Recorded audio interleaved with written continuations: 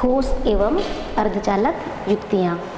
पिछले क्लास में हमने देखा कि ठोस एवं अर्धचालक युक्तियों के अंतर्गत ट्रांजिस्टर के विषय में हमने देखा कि ट्रांजिस्टर किस प्रकार से बना होता है। ट्रांजिस्टर जो है वह P प्रकार का अर्धचालक और N प्रकार के अर्धचालक को इस प्रकार से जोड़कर बनाया जाता है कि इसमें 3 भाग होते हैं, है ना। तो ये जो 3 भाग होते हैं इन्हें क्या कहा जाता है, ट्रायोड वाल्व, है ना।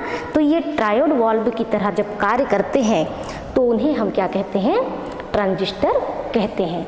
तो ट्रांजिस्टर जो होते हैं उसमें जो अर्धचालक प्रयोग किए जाते हैं, P प्रकार के अर्धचालक और N प्रकार का अर्धचालक, जिनके 3 भाग होते हैं, है ना, जैसे PNP और NPN, है ना। तो इस प्रकार से हमने इसके बारे में विस्तार से देखा, PNP और NPN, जिसमें जो बाहर के जो भाग होते हैं उनको क्या कहते हैं, वो जो होते हैं वो एक प्रकार के अर्धचालक से बने होते हैं, जबकि मध्य का जो भाग होता है जिसको आधार कहते हैं वह विपरीत प्रकार का अर्धचालक से बना होता है, ठीक है।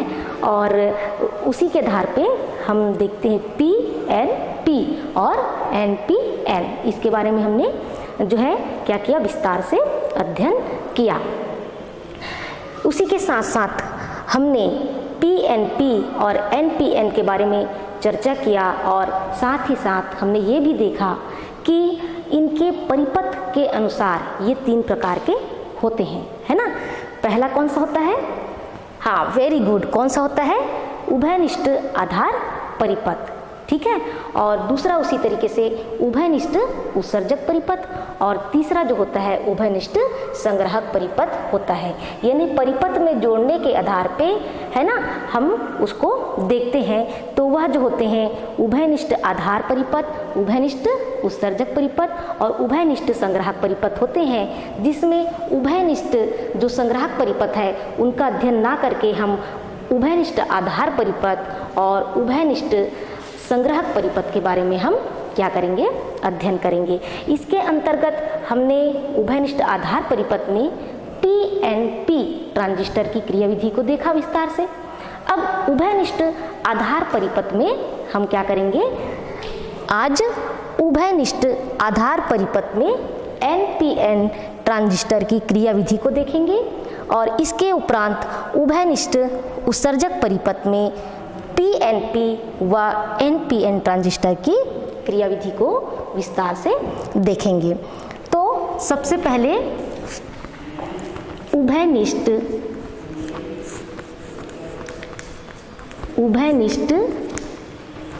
आधार परिपथ में NPN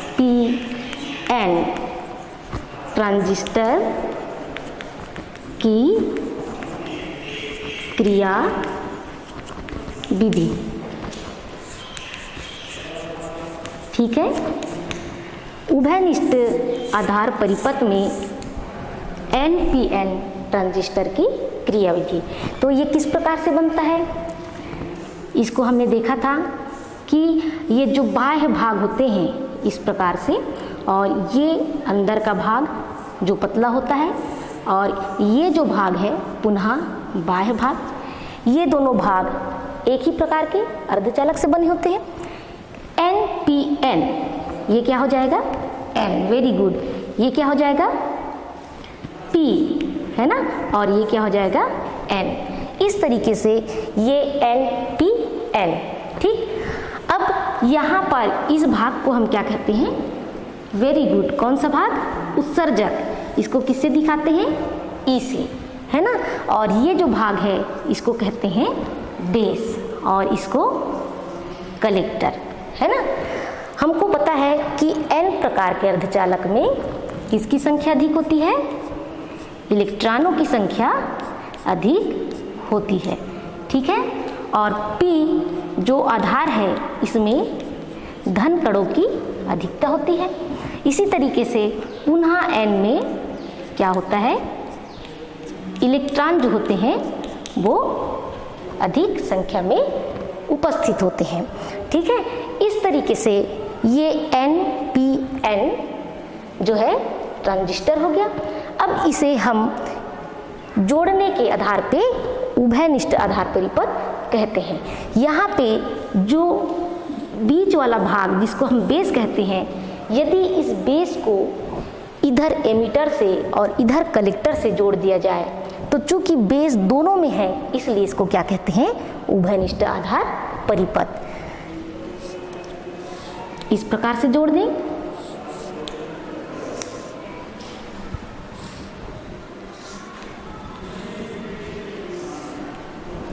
ठीक है ना। अब चूंकि ये उत्सर्जक है और उत्सर्जक को हमेशा हम किस में रखते हैं, अग्र अभिनति में रखते हैं।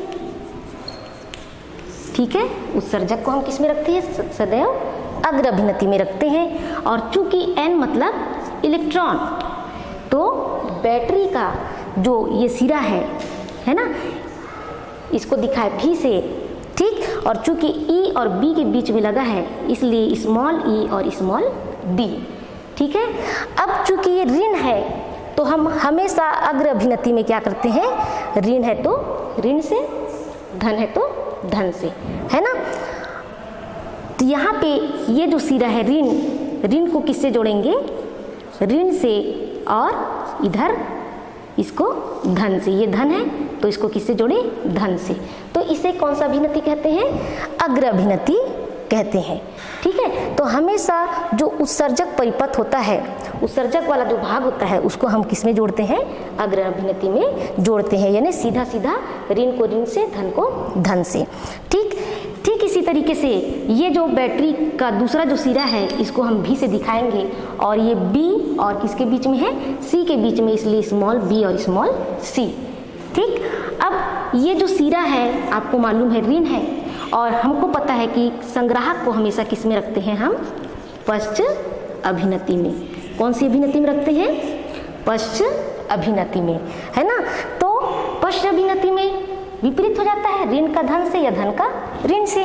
तो यहाँ पे जो है ये ऋण किससे जुड़ जाएगा, यहाँ पे बैटरी के धन सिरे से, और ये जो धन है वो किससे जुड़ जाएगा, बैटरी के ऋण सिरे से। इस प्रकार से जुड़ जाता है। ठीक है, इसी को हम यदि ट्रांजिस्टर के संकेत के माध्यम से बनाएं तो कैसे बनाएंगे, ये वृत्त हो गया, ये भाग किसको दिखाता है, बेस को, ये दिखाता है एमीटर को, है ना, और ये वाला भाग जो दिखाता है वो कलेक्टर को। यानी ये बीच का भाग बेस, इधर पहला वाला भाग एमीटर, और ये लास्ट वाला को क्या कहते हैं, कलेक्टर। इस तरीके से जोड़ दें।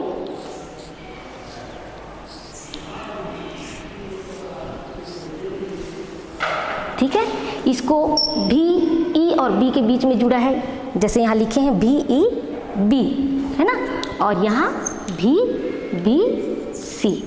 ठीक, जैसे इनको जोड़े हैं। ठीक है, तो ये हो जाएगा ऋण धन, और ये धन ऋण, धन और ये ऋण। इस तरीके से हम NPN ट्रांजिस्टर को संकेत के माध्यम से दिखा सकते हैं। अब इसमें जो है किस प्रकार की क्रियाविधि होती है, तो आपको ये पता है कि ये जो ऋण क्षण है, ऋण जो सिरा है, यहाँ से यहाँ के जो ऋण है ना, ये क्या महसूस करेंगे, प्रतिकर्षण। जैसे जैसे हम बैटरी का मान बढ़ाते जाते हैं वैसे वैसे यहाँ के जो ऋण सिरा है, यहाँ से यहाँ के जो ऋण इलेक्ट्रॉन होंगे वो कैसा महसूस करेंगे, प्रतिकर्षण महसूस करेंगे। और प्रतिकर्षण महसूस करने के कारण से ये किस ओर आगे बढ़ेंगे, बेस की ओर, आधार की ओर आगे बढ़ जाते हैं। ठीक है ना।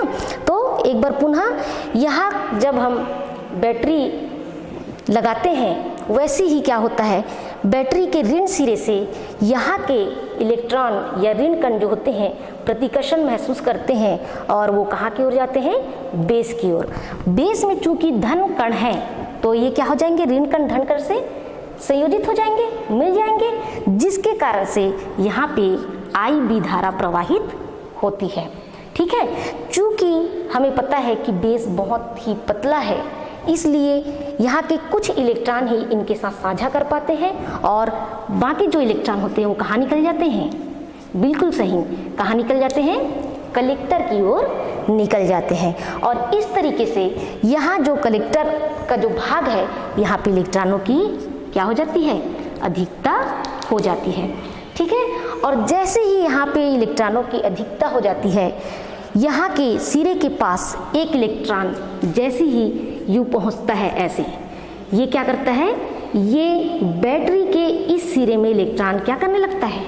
चलने लगता है, ठीक है। जैसे ही क्या हुआ, बहुत अधिक इलेक्ट्रॉन बढ़ गया तो एक इलेक्ट्रॉन यहाँ सिरे के करीब आता है और वो क्या कर जाता है? यहाँ बैटरी के इस भाग में प्रवेश कर जाता है, ठीक है। चूँकि हम देख रहे हैं इलेक्ट्रॉन ऐसा निकलकर इस दिशा में आ रहा है, इस दिशा में आ रहा है, ठीक है। तो इसके विपरीत दिशा में क्या होता है? धारा का प्रवाह होता है। हमने इस बात को देखा है कि इलेक्ट्रॉन के गति के विपरीत दिशा में क्या होता है?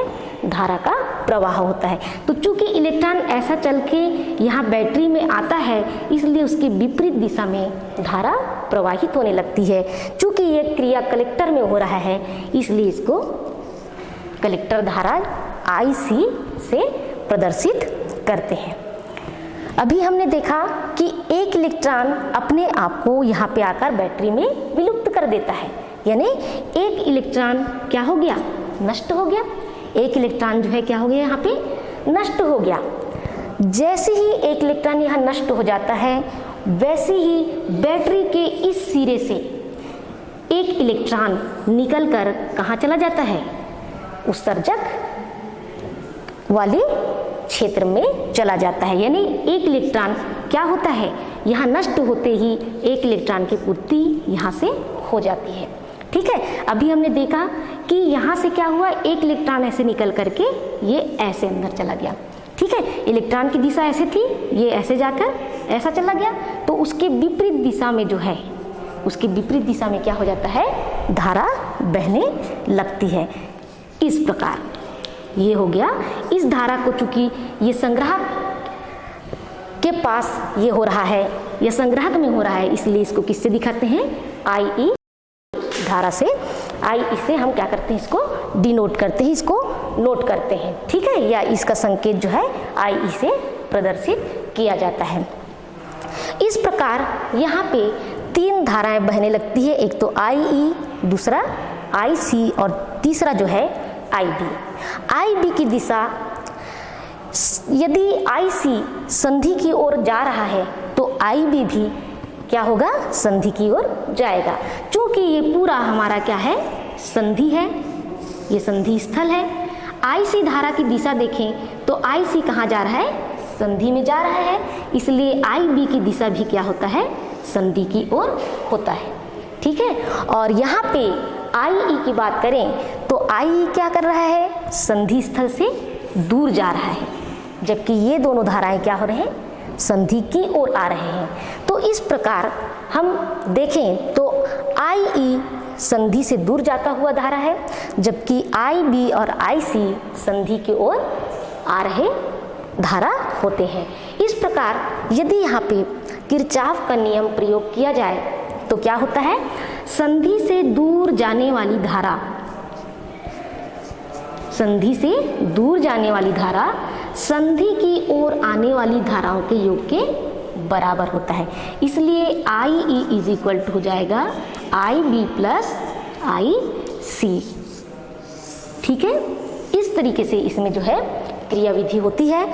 इसमें यदि हम दर्शाना चाहें धारा की दिशा, तो यहाँ से हमको ज्ञात हो चुका है IE की दिशा जो होती है इस प्रकार संधि से बाहर निकलते हुए होती है, और IB की दिशा संधि की ओर जाते हुए, और इसी तरीके से IC की दिशा संधि की ओर जाते हुए होती है।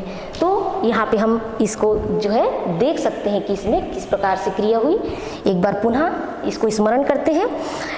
क्या होता है कि ऋण सिरे से यहाँ के इलेक्ट्रॉन प्रतिकर्षित होते हैं, बेस में जाते हैं, बेस के प्लस आवेश से ये क्या हो जाते हैं?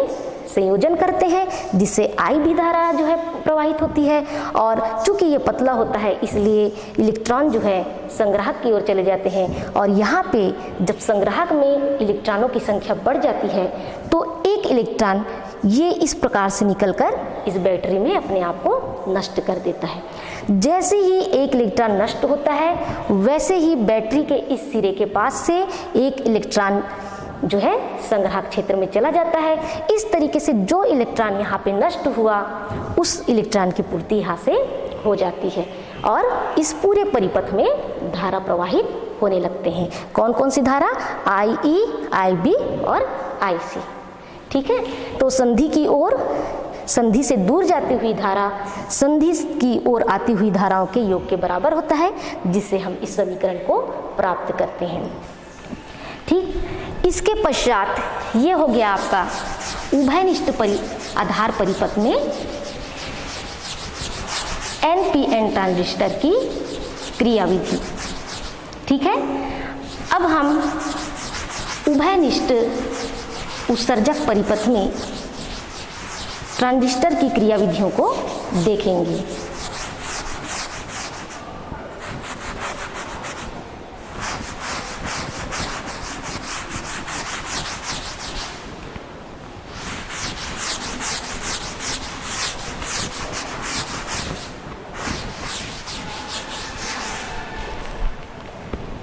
ये उभयनिष्ठ, अब दूसरा जो है हमारा उभयनिष्ठ क्या है? उभयनिष्ठ उत्सर्जक परिपथ।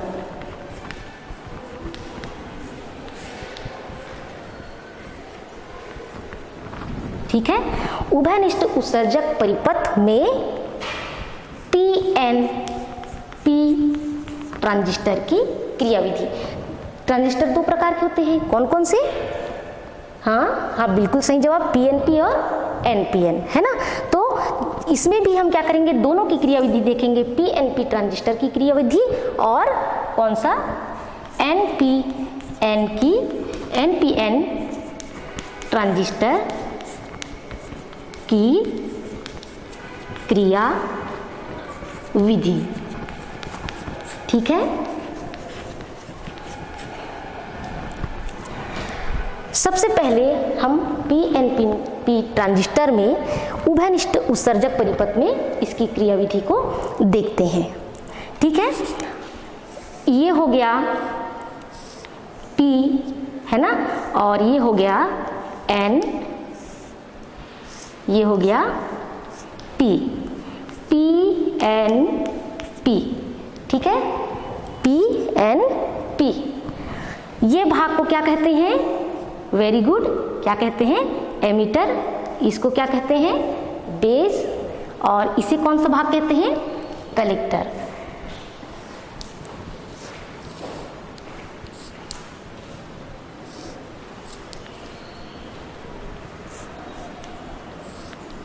इसी तरीके से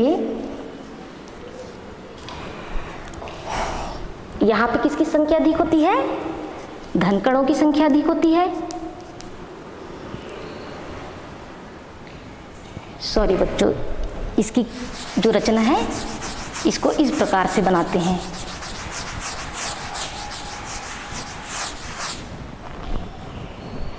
इसको एक संकेत के माध्यम से बनाते हैं। ठीक है, ये हो गया जिस तरीके से हमने ट्रांजिस्टर का संकेत देखा था, ये हो गया, ये भाग एमीटर को दर्शाता है, ये भाग बेस को दर्शाता है, ये भाग किसको दर्शाता है? कलेक्टर को दर्शाता है। ठीक है, अब यहाँ पे हम किसकी क्रियाविधि देख रहे हैं? P, ये वाला भाग, N, और ये जो भाग है वो P। ठीक है, इस प्रकार।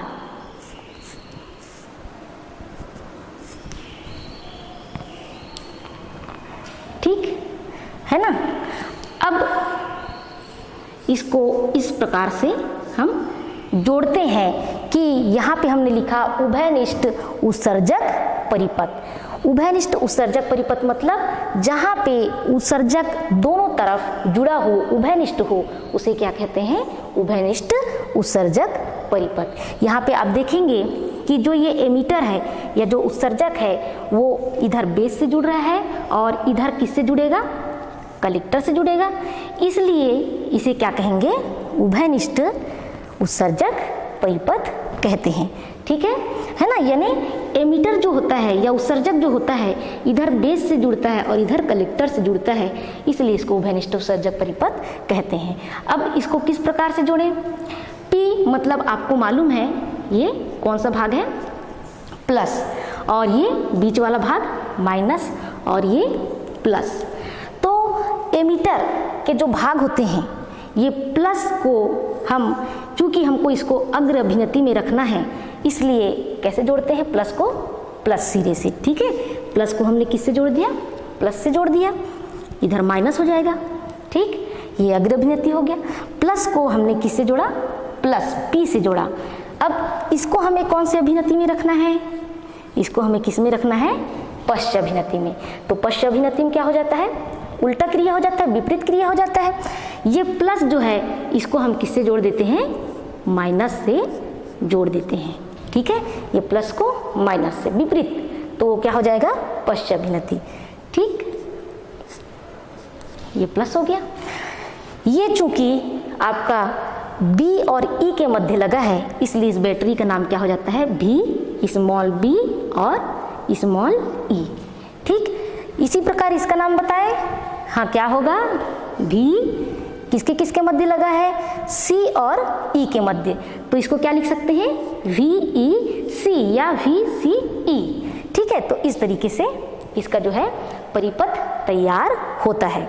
अब इसकी जो क्रिया विधि होती है वो किस प्रकार से होती है ना।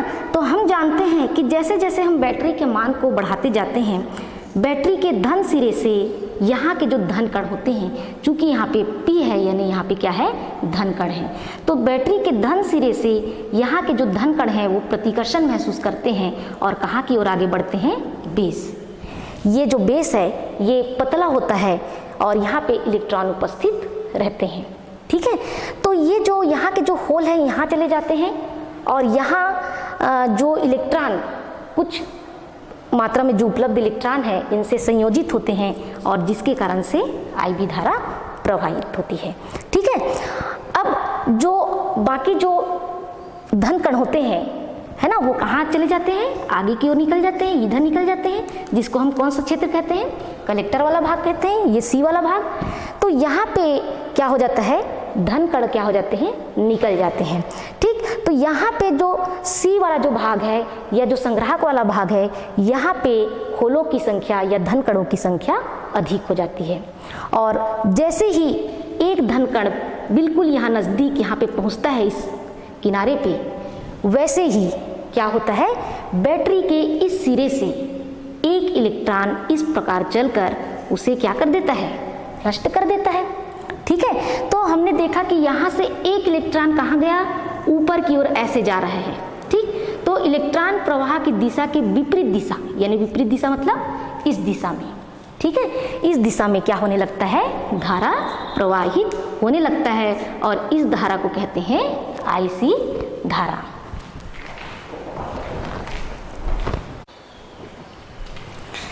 तो इस प्रकार हमने देखा कि यहाँ जैसे ही एक धन कण आता है, यहाँ से एक ऋण कण इस बैटरी से निकल के इस दिशा में ऐसे जाता है। चूंकि इलेक्ट्रॉन की दिशा इस प्रकार से ऐसे है, इसलिए उसकी विपरीत दिशा में जो है धारा, IC धारा प्रवाहित होना शुरू हो जाता है। ठीक है, क्योंकि कलेक्टर के पास हो रहा है इसलिए इसको क्या कहते हैं, IC धारा कहते हैं। यहाँ तक समझ आ गया। चूंकि हमने देखा कि यहाँ से जैसे यहाँ पे एक धन कण आया और यहाँ से इलेक्ट्रॉन जो है उसको नष्ट करता है, यानी कि धन कण क्या हो गया, अभी एक धन कण यहाँ से नष्ट हुआ, वैसे ही बैटरी के इस सिरे के पास से, इस सिरे के पास से एक धन और ऋण इलेक्ट्रॉन का जोड़ा टूट जाता है और इलेक्ट्रॉन तो इस सिरे में जाकर जो है लुप्त हो जाता है, परंतु धन जो कण होता है वो कहाँ चला जाता है, पुनः ये इस पार्ट में, इस भाग में, उत्सर्जक भाग में प्रवेश कर जाता है। ठीक है, इस तरीके से यहाँ जो धन कण कलेक्टर में नष्ट होता है उस धन कण की पूर्ति बैटरी के इस सिरे के पास से इस प्रकार यहाँ धन कण जो है उसकी पूर्ति हो जाती है। ठीक है, इस तरीके से हम देखते हैं कि धन कण इस प्रकार से यहाँ जो है उत्सर्जक में प्रवेश कर जाता है और धन कण जिस दिशा में चलता है उस दिशा में धारा प्रवाहित होती है। इसलिए हम इसको क्या कहते हैं, आई ई धारा। ठीक है, कौन सी धारा, आई ई धारा। तो आई ई धारा की दिशा इस प्रकार से होती है। अब ये पूरा संधि है, इस संधि में हमने देखा कि आई सी धारा संधि से दूर जा रही है, तो आई बी धारा भी क्या होती है, संधि से दूर जाएगी। ठीक है, आई सी धारा जो है ये संधि है, इस संधि से दूर जा रही है, तो आई बी धारा भी क्या होती है, संधि से दूर जाती है। अब यहाँ पे यदि हम समीकरण लिखना चाहें तो इस समीकरण को हम कैसे प्रदर्शित कर सकते हैं, कैसे लिख सकते हैं, हाँ, I E is equal to I B plus I C. ठीक है, क्योंकि आपका आई ई जो धारा है वो संधि में आ रहा है, परंतु आई बी और आई सी धारा संधि से दूर जा रहे हैं, इसलिए किरचॉफ के प्रथम नियम के अनुसार संधि में आने वाली धारा बराबर संधि से दूर जाने वाली धाराओं के योग के बराबर प्राप्त हमें होता है। इस तरीके से उभयनिष्ठ उत्सर्जक परिपथ में पीएनपी जो ट्रांजिस्टर होता है इस प्रकार की क्रियाविधि दर्शाता है। अब हम देखते हैं एनपीएन ट्रांजिस्टर की क्रियाविधि, कहाँ पे, उभयनिष्ठ उत्सर्जक परिपथ में। इसका जो है संकेत इस प्रकार से बनेगा,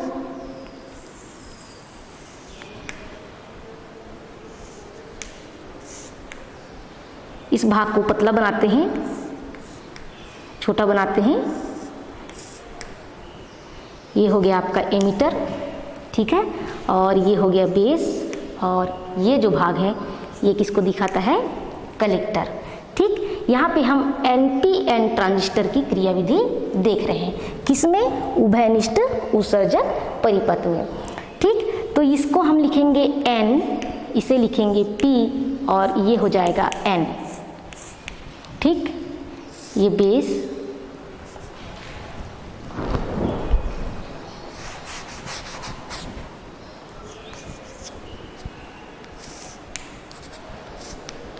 इस प्रकार से एमीटर का भाग, ये कलेक्टर का भाग।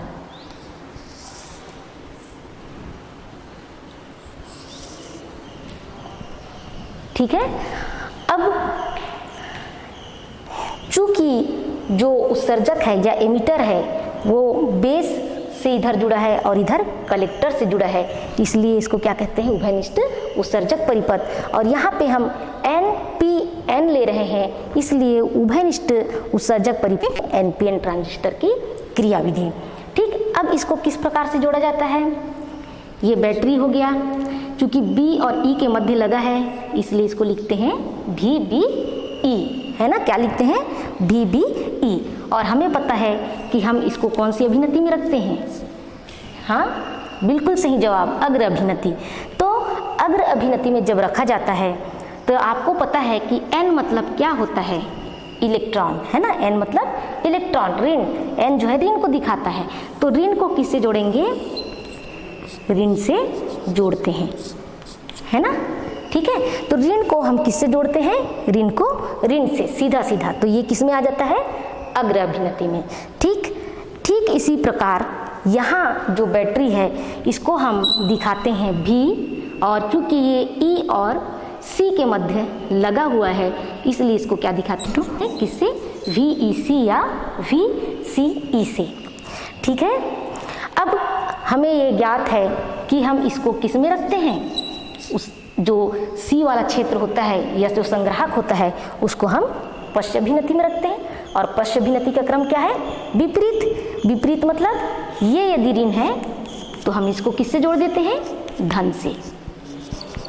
ठीक है, तो इस ऋण को हमने किससे जोड़ दिया, धन भाग से जोड़ दिया। ठीक है, अब इसकी जो है हम क्या देखेंगे, क्रियाविधि, कि इसमें जो है किस प्रकार क्रिया होती है और कैसे इसमें धारा प्रवाहित होती है। ठीक, ये आप देख रहे हैं कि ये क्या है, बैटरी का सिरा है बी ई, है ना।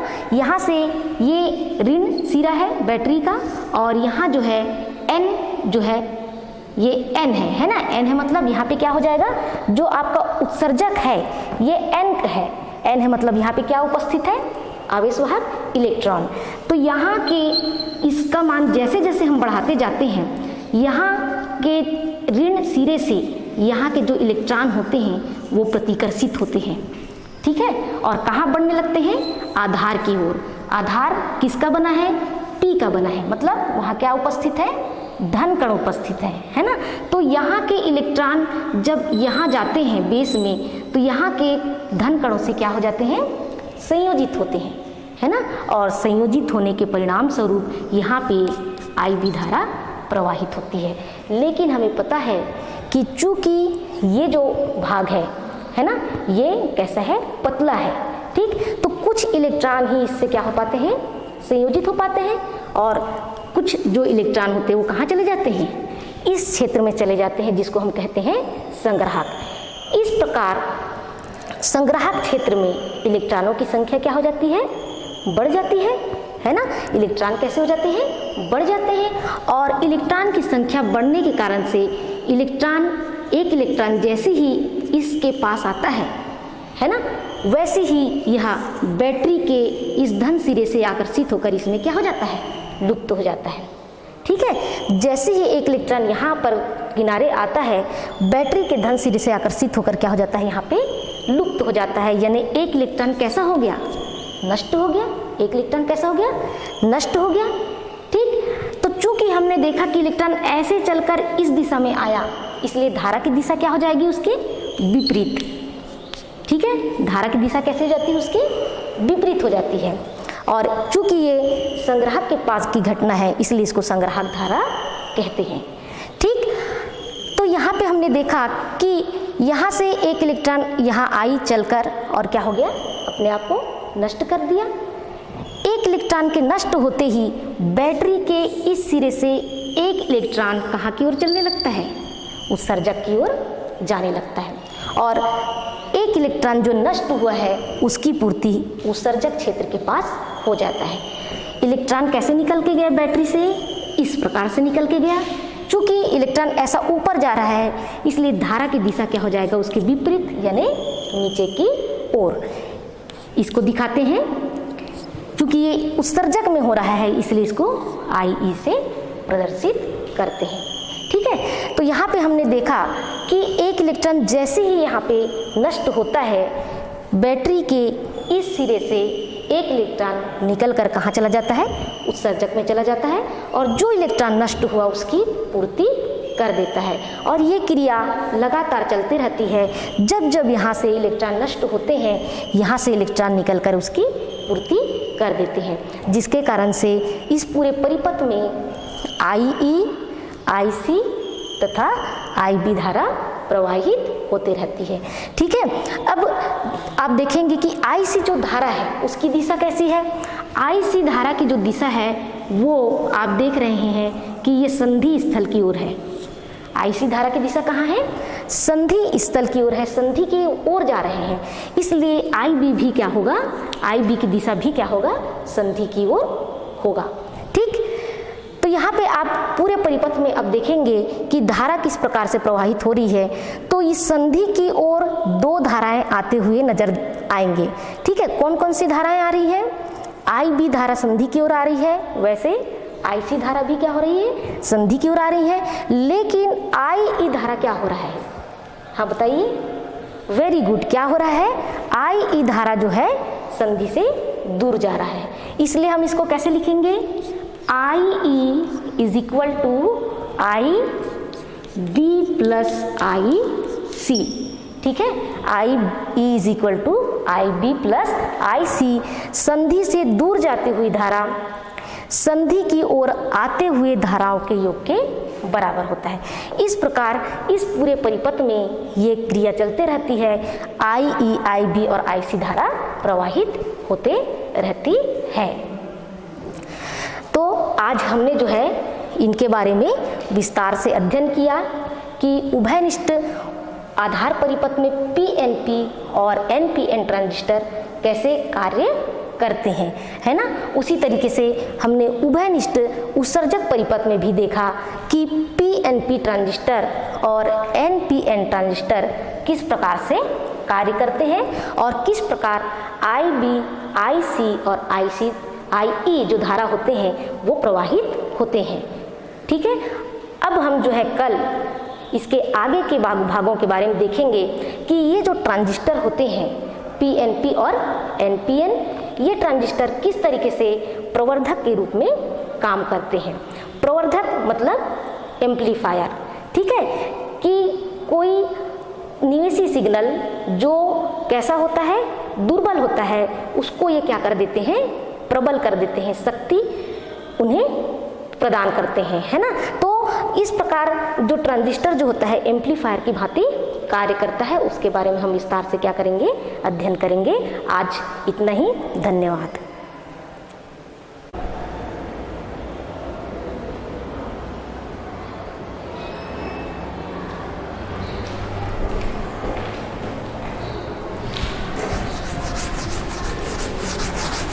बच्चों, हमने पीएनपी और एनपीएन का संकेत देखा था, है ना। कैसे बना था ये, इस प्रकार से बना था। इसकी बनावट, ये नीचे वाला जो हिस्सा होता है बेस होता है ना।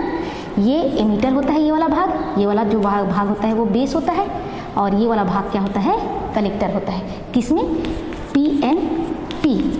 ठीक है, तो यहाँ पे जो संकेत बनता है, इस संकेत में क्या होता है, पीएनपी में जो संकेत चिन्ह लगता है ना, वो क्या होता है, अंदर की ओर आता है, ई से बी की ओर आता है। ठीक, इसी तरीके से एनपीएन में हमने देखा था कि ये संकेत इस तरीके से बनता है, बीच में बेस, ये एमीटर, ये बेस और ये कलेक्टर।